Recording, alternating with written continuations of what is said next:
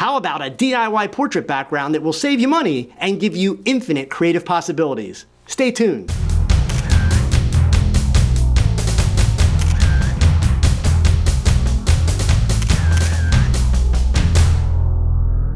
Hey gang, a portrait should never be about the background. However, the background can make or break the shot.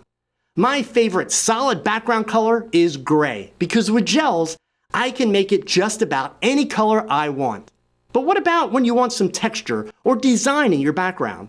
Sure, you can add a new background in Photoshop, which adds a lot of time to the process, or you can go on location, but that puts you at the mercy of Mother Nature. So the practical question is, how many backgrounds can you afford to buy? Hand-painted portrait backgrounds are expensive. Printed backgrounds are all the craze right now because they can be purchased for less than $100, which is very reasonable. But how many photographs are you going to take with the same background? Sure, you can vary the look of your hand-painted or printed backgrounds with creative use of depth of field and also colored gels to get variations, but you're limited in options. And then you're just stuck with an expensive background that you don't want to overuse. Now sure, you might be able to sell it at a loss or trade it with another photographer so that they can create shots that look just like yours. A big TV. That's right, in my case, a 65-inch 4K LED TV mounted on an adjustable stand with wheels so that I can easily move it around. Now before you call me crazy and say this is way too expensive, stay tuned until the end. It's not as expensive as you think. In fact, it has a much higher return on investment than those printed backgrounds. This is the real beauty behind this concept. You can create your own backgrounds in Photoshop or even by photographing random textures and designs and scenes that you see as you're out and about with your camera. And since you'll generally want the background to be a bit soft to simulate shallow depth of field, you can easily use smartphone images to create your backgrounds, which means you can be collecting backgrounds even without your digital camera gear. If I'm looking for unique patterns or textures that I don't have in my library, my go-to sources are stock photography sites like Shutterstock, Dreamtime, or Deposit Photos. These sites let me purchase rights to an image or graphic for a few bucks each, and with a little creative effort, I can use and reuse a background many different times. I can start with an image like this that I downloaded from Deposit Photos, and in Photoshop, I can change the cropping, flip it, alter the colors, contrast, etc. So instead of being limited by what I can do to a physical background with colored gels, I now have so many more possibilities to repurpose without reusing the exact same background. I set up the lighting for these shots no differently than I would have if I was using one of my physical backgrounds. The only real difference is that I didn't need to light the background. My subject is generally placed 3 to 5 feet in front of the TV screen. Now, a lot of people have asked me if I ran into problems with reflections from the TV. The answer, no, because my stand allows me to tilt the screen down. And since my lights are almost always slightly above my subject or higher, this is more than enough to compensate. I did run into a few scenarios where I also angled the TV slightly to the left or the right to avoid a reflection. Remember, from the camera's perspective, it can't tell the background is tilted or angled. The biggest change to the shooting setup compared to using physical backgrounds is that the TV is a constant ambient light source, which means that it isn't as bright as your speed lights or studio strobes. Now, if you routinely shoot with constant light sources like LEDs, then this isn't an issue. If you shoot with strobes, it means that you will shoot at slower shutter speeds than the usual 1/250th of a second that most cameras are designed to synchronize with flash. This also ensures that you won't encounter banding from the refresh rate of the television. Here is an example that was shot at ISO 200 with a shutter speed of 1/50th of a second and an aperture of f3.2 so that I could have both eyes in focus. Shooting portraits, you have very little subject movement, and with the image stabilization that is available in most camera brands today, 1/50th of a second is also very doable for hand-holding a portrait shot. Also, I'm lighting my subject with strobes, which means the slower shutter speeds don't impact the clarity of my subject at all. The worst case scenario, if my shutter speed were too slow, is that I would see some ghosting along the edges of my subject, but my subject would still be in focus.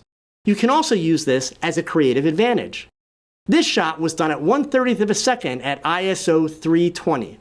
By lowering my shutter speed to 1/15th of a second, placing the camera on a tripod and jerking it from side to side as I fired the shutter, I can use an effect called shutter drag to create this motion blur in camera. While we're talking about creative options, notice the blue reflection in the sunglasses. That was created by placing a white Walmart reflector in front of my subject. The reflector is angled up, and then using rim lights placed behind her with blue gels aimed at the white board, I get the blue rim lighting on her jaw and the blue color reflected back into the sunglasses. Change the background on the TV and change the color gels to orange, and you can get a result like this one. I always talk about the idea of work your shot.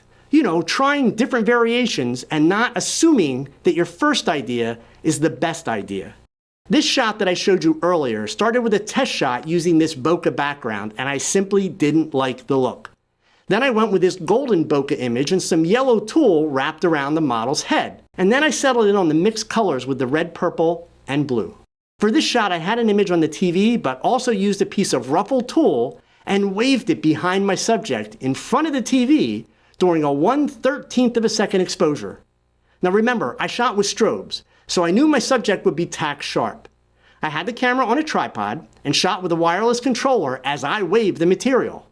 The backlighting combined with the slow shutter speed gave me this awesome feeling of movement from the ruffled tulle. I should also point out that with this TV setup, my go-to lens is the Emswico 75mm f1.8 from Olympus, which is a full-frame equivalent of 150mm. I prefer the slightly longer focal length given the limited size of the background, but you can make this technique work really well if you're a full-frame shooter using a 70 to 200mm zoom, or even a 100mm macro. A shorter lens like a full-frame 85 or on micro four thirds a 45 will work. You just need to have your subject closer to the TV. Also, the way that I manage the images on the screen is to place my laptop on the shelf under the TV. I keep all the backgrounds in a Dropbox folder so that I can add to the folder easily from any of my computers. And I simply use the Mac Preview app to scroll through the images and select which one I want to use. You could use any software that has image browsing capabilities and the ability to view an image full screen.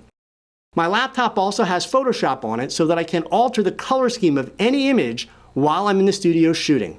Oh, and one last thing, after you select your image, be sure to move the cursor all the way to a corner, otherwise you'll be retouching it out of the final image. Been there, done that, you can thank me later. I purchased the TV and stand on Amazon almost a year ago. I paid $599 for the 65-inch TV and $64.99 for the stand. So that is less than $665. Since then, TV prices have come down considerably, and many of you will be able to do this with even bigger screens at a more affordable price. A 53-inch wide seamless paper background averages about $32. A 6-foot wide printed background with light blue bokeh sells for $54, and it's a challenge to repurpose. A 5-foot wide hand-painted canvas background, which is truly beautiful, sells for $300. So you do the math. It doesn't take long as we accumulate backgrounds with the goal of adding variety to spend much more than this electronic digital background setup. You see, the possibilities are truly endless. You are only limited by your own imagination. If you're not willing to experiment and fail and solve problems, you will not develop a creative skill set. Embrace failure. So is this for you? Only you can decide that. For any photographer who is looking to do portrait photography as a way of generating income, the return on investment for a setup like this is extremely good because of the endless possibilities it offers. Not to mention that you don't have to hang it from stands or a ceiling like you do a regular background. And if you shoot in your home, it could double as your family TV. Now, if you have a larger vehicle, you could take this setup on location since newer TVs are very thin and lightweight. And you can purchase mounts from companies like Tether Tools that will allow you to mount the TV on a C-stand. And in case you're wondering, there is nothing to stop you from mounting the TV sideways if you prefer vertical portrait backgrounds. Ultimately, I hope this gets you thinking and inspires you to think outside the box and push your creative boundaries. So please, take this idea and run with it. Go create and show me what you come up with. Until next time, please hit that thumbs up and subscribe so that you don't miss any videos. And don't keep all this cool stuff to yourself. Please share it with your photography friends. Remember, photography, it's not a competition. It is a passion to be shared. Now go pick up that camera and shoot something, because your best shot, it's your next shot. Adios.